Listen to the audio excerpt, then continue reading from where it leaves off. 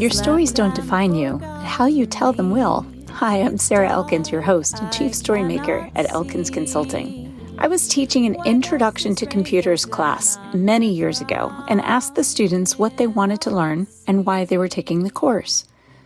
Most said that they wanted to learn more of the functionality of the basic productivity software like Microsoft Word, Excel, and Access. But some were truly beginners. They didn't know how to use a mouse. They didn't know the difference between right-click and left-click. One woman bluntly answered, "I'm here because my husband insisted that I learn the basics. He signed me up for this class." She was what we would describe as an older student, probably around 40, which is a lot younger than I am now. But she had a really hard time in that class. Almost all of my students over the years learned best by doing, by using the mouse and keyboard and following along with my instructions.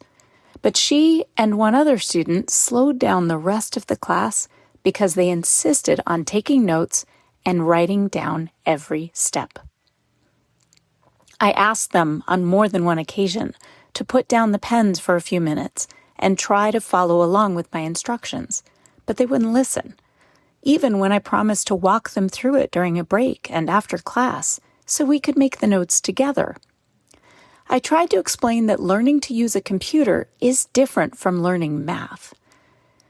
I said, think of it like learning to drive. You can read and take notes about it, but if you actually want to drive a car, you have to get behind the wheel and practice.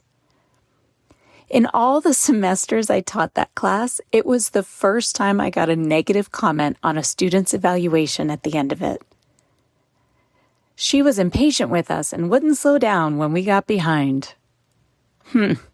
Go figure.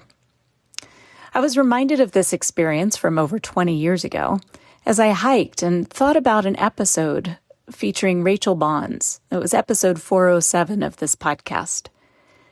In it, Rachel shared how an individual could use the organizational change framework called ADKAR, A-D-K-A-R, to make a change in their own lives.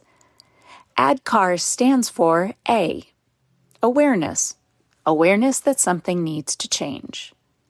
D, desire, having a desire to change the thing. K, knowledge, having the knowledge of how to make the change. A, ability, knowing how to make a change and having the ability to do it are two different things. R, reinforcement, sustaining the change by continuing to use the new process, method, or idea. As I hiked, I thought about my difficult student.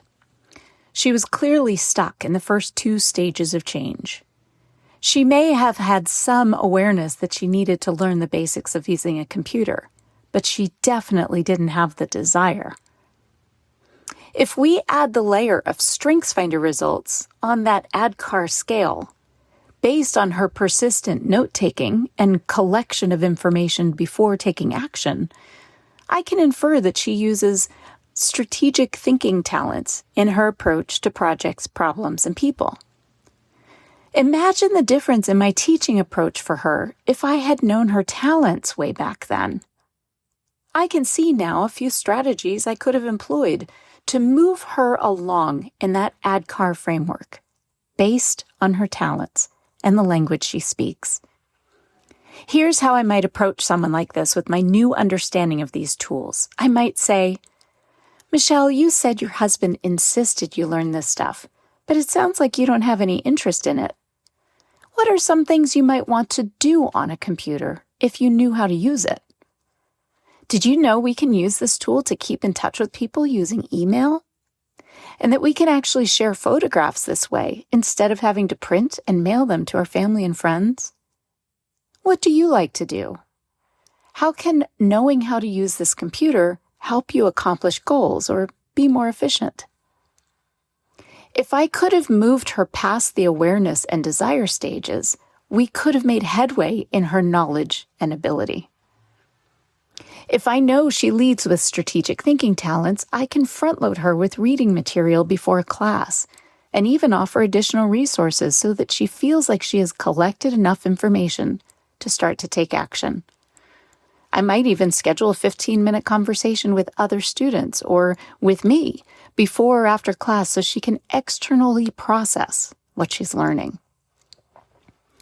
Or maybe she has executing domain talents like responsibility and deliberative, which means she can be very uncomfortable with risk and change. If she thinks she can damage or break something on the computer, she's going to be hesitant to touch anything. She's immediately thinking of all the things that could go wrong, and because she doesn't have knowledge about the computer, her laundry list of obstacles isn't actually relevant.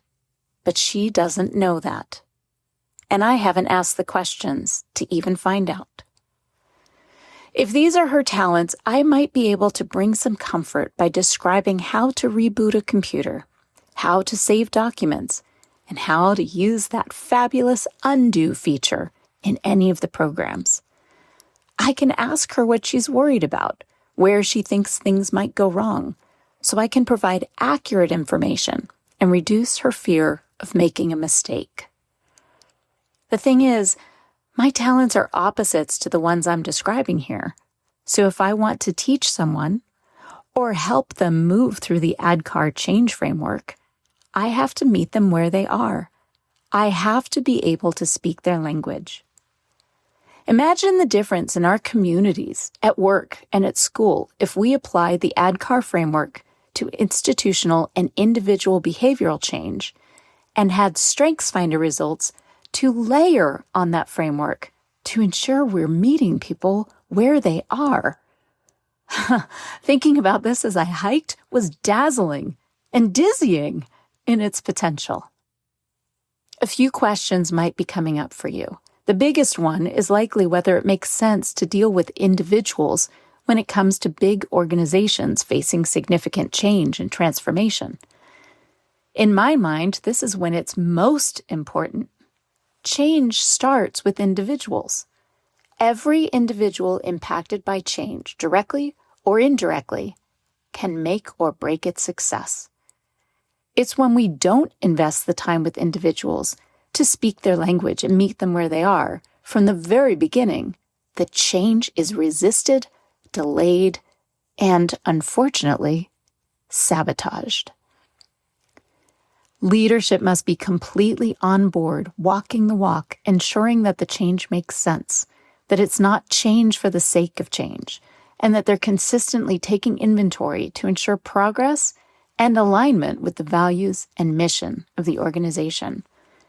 And every supervisor must be responsible for ensuring each of their employees moves along that ADKAR scale, that no one gets stuck because they're being left behind or ignored. And yes, there are always change saboteurs, but it's rarely intentional or malicious. In my experience, the people who are especially negative about a change aren't resistant because of the change itself, but because their concerns haven't been addressed and time hasn't been spent on the very first step: awareness. That's what I did with my student. I didn't stop and explore where she was on that ADKAR scale. Most employees get stuck here because they don't know why the change is important, what the outcome is expected to be, what the expectations are of them, and how the change will impact their lives and their jobs. When change is successful and we're into the reinforcement phase, we're not done. Uncertainty is constant, and work changes at an alarming pace.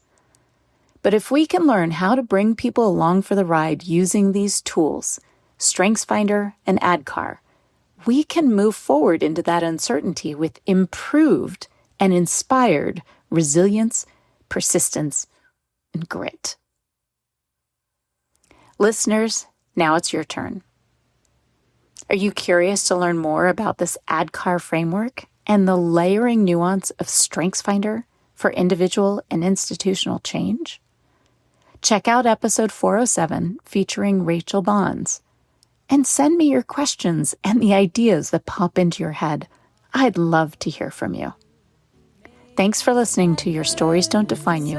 how you tell them will. That's the time you must keep on trying. Smile, what's the use of crying? You'll find that life is still worthwhile if you just smile.